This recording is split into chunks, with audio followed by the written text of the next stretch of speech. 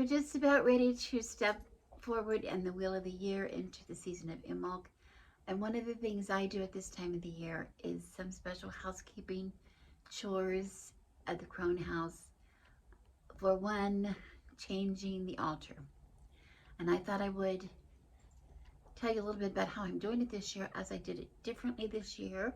I'm starting to finally use some of my wisdom for good. My normal practice used to be that I would change my altar every Sabbath. I don't know what I was thinking. I don't really know what I was thinking, because I applaud those of you who do that, but for me, I am just so busy, and it was a chore that I would put off often, because, you know, I would want to clean the altar and take everything off and put it back on, and it seems some things were overlapping anyway. So then I started to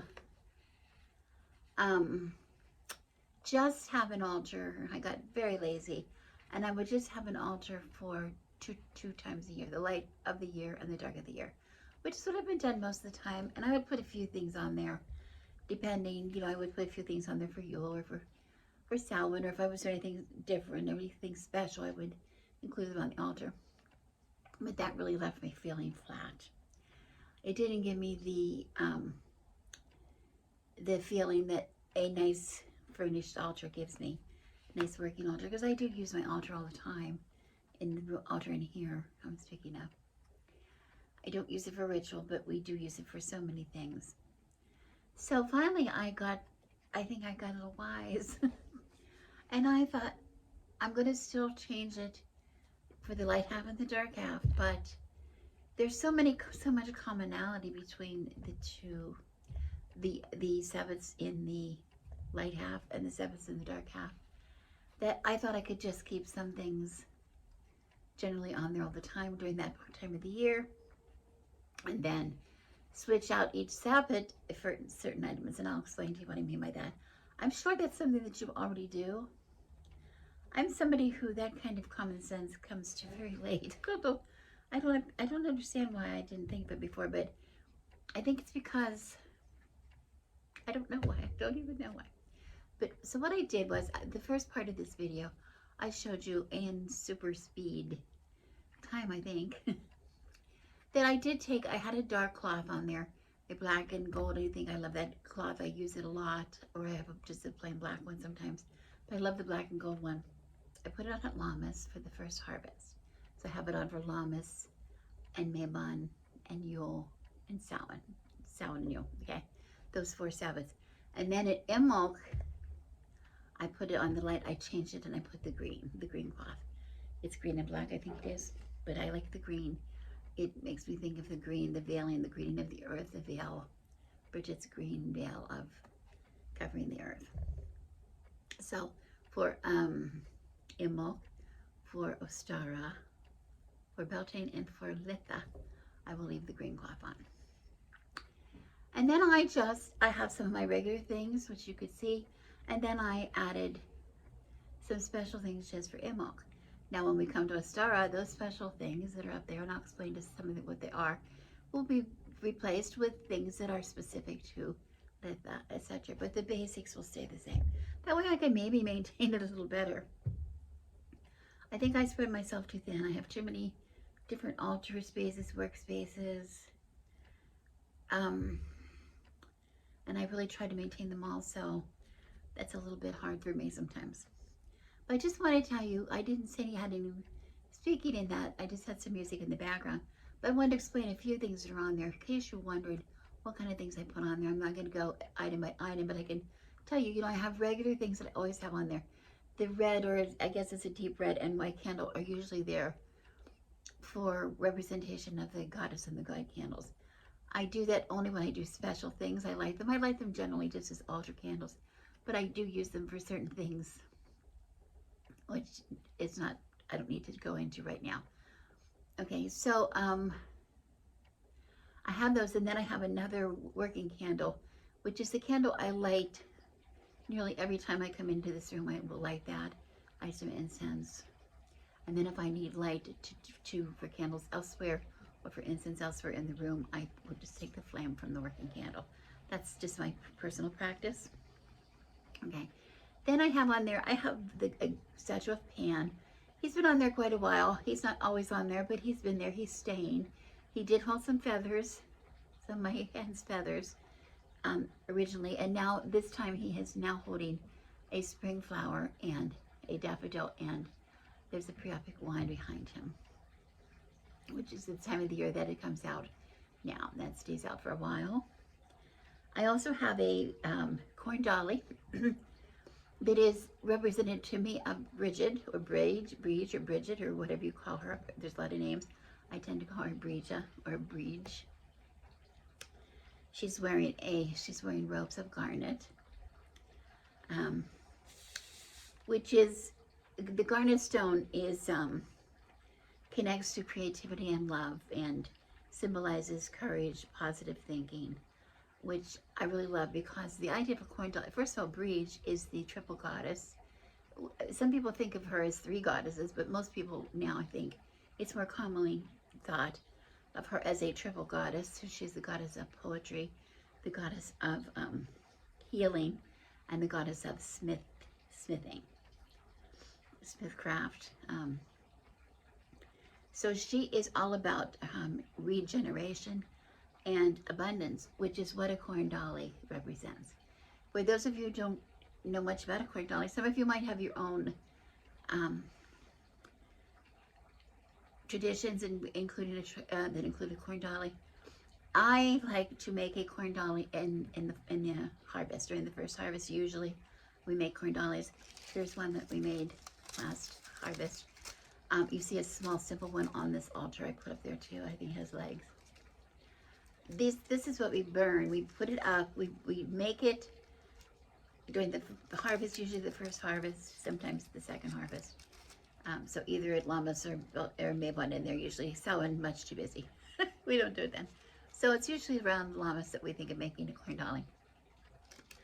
And then they're kept safely in the house. We keep them above our fireplace in the living room, or we'll keep them in here on one of the shelves or altar spaces, little space for them. And then now an Imbolc, it will be burned. And we're going to do a special burning here at Crone House for burning the corn dollies. And then the ash from that goes back, returns to the earth. The ancient Celts felt that the spirit of the grain could be preserved in these. So the spirit of the grain came out of their harvest, their last cut of their grain, and then they formed the dolly to keep the spirit of the grain safe, and then that was returned to the land to ensure an abundant harvest. So that's what we do too. We do that. We put that up in the ash all the time. Now the very fancy corn dolly that I have up there, I call her fancy because she's really lovely. She has a braided hair, and she's just very, to me, I just love her. I've had her for quite a few years. She wears a string of garnet, like I said. She's just there for altar decoration, or representation, let's say, representation of these corn dollies, and also of Bridget. And then she normally lives in this cupboard, this pink cupboard behind me. But I have her there at this time all the time. Every Imbolc, she comes out and goes there. Then, of course, I have just the regular triple goddess figurine. I have then 2 things I have on there kind of interesting. I have a stag and a doe candle holders, which are very symbolic, something simple, something rather unique to my husband and I. We did meditations several years back. We were taking part in a guided meditation, and we were guided into an earth and foresty area, or whatever, I forget. There was a special meditation that we were looking to see. And when we crossed the water, we stepped into I think there was a woodland on a hill. We went up a hill. And then what did we see when we went up the hill? Then when we woke up, there was much more to the meditation. It wasn't really about that. But when we woke up, they asked us, when we didn't wake up, when the meditation ended, we were asked, what did we foresee? And my husband said he saw a stag. And I nearly fell off my chair because I saw a doe. in my meditation at the same time. He saw the stag, I saw the doe. We weren't connected in any way to that. It's just, I guess, a special connection that we have. So, we keep those candles, we keep candles in there a lot of times. They're not always on this altar, but right now I thought that they should be on the altar. I felt very strongly that they should be on there now. I have a Bridget's Cross, a ceramic representation of a Bridget's Cross. I think you saw me put that up there. What else do I have up there? The candle with the figure of the triple goddess. I have a ceramic candle holder, which is, an old teacher made that for me. And it holds either three candles, or it tapers, or it will hold, I have votives in there. It will hold tea lights. They'll sit on there, or you can put a little votive on there. And I love it on that altar because I have different heights of candles, and it's a good way to have a flame. I don't want any high flames around my corn dolly that is going to catch fire or anything like that, so it's really handy to use for that. But again, the representation of the three. Many times on there. Okay. I have an offering bowl always on there. I have a book of poetry to remind me of the creativity, and I will get that book and read it. I love to read the poems in there so much. I love poetry, and I'm really getting into poetry right now. I'm not sure why. I do from time to time. I used to write it. I haven't written it in a long time, but I do love to read it, and it's something that is meant to read out loud. Don't forget, if you ever come across a book of poetry and you say, I just can't get into the poetry, try reading it out loud, listening. It's made for the ear. It's written for the ear. Okay. Now I wanted to tell you about one more thing, then I'm going to tell you why I'm going to add some things. This is one of my most precious things, and I took it off just to show you right now so you can get a close look. You might have seen me put this up, but it's a little bird's nest. It came out of a tree. We have a special tree in the chicken yard that is a lemon tree, and it is half lemon and half grapefruit, which is a story. There's so many stories about that tree that I have written. And this is a hummingbird nest. But my husband was trimming the tree several years back, and he saw this nest, and it's so hard to see now. It's so fragile. I don't know how I can hold it up. But inside, the entire inside is lined with hair of one of our dogs we had, Finlach, who was his thunder coat was very thick. So when we brushed him, we always brushed him outside because the hair would just go everywhere.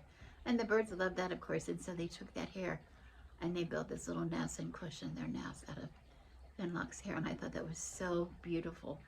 So this nest, again, usually lives in this cupboard, but at this time of the year, I'm going to bring this out because the nest is there.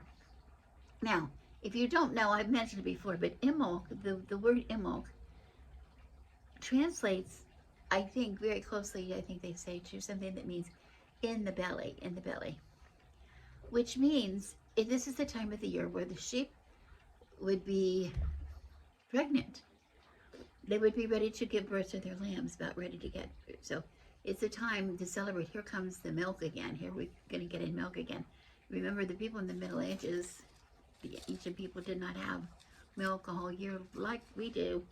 They didn't have that, and so another sign of fertility. A lot of traditions that went along with, and ceremony that went along with the milk, and so Imbolc is one, and so that's kind of interesting. Okay, I'm just blathering. I'm also going to put amethyst. I have this beautiful amethyst. I carry this amethyst around the house with me. This is a really good, I have it on all kinds of altars all the time. I put it on my healing altar a lot because it's really good for a lot of things. It's good for protection. It's good for controlling your thoughts, keeping you mindful, activating the awareness of your spiritual awareness. Is a good protection against also psychic attacks. So I like to keep it in here. Keep it, people messing with my altars. You know, I'm a big thing about that. With my cards, don't mess with my cards. I'm going to put this on the altar for right now, an Imbolc, because I love the amethyst, and I love the idea of amethyst with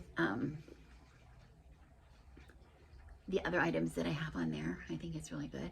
Because I'm into, if you remember, if you saw one of my videos, I think last week, my video on my healing spell that I'm going to be started in the new moon in February.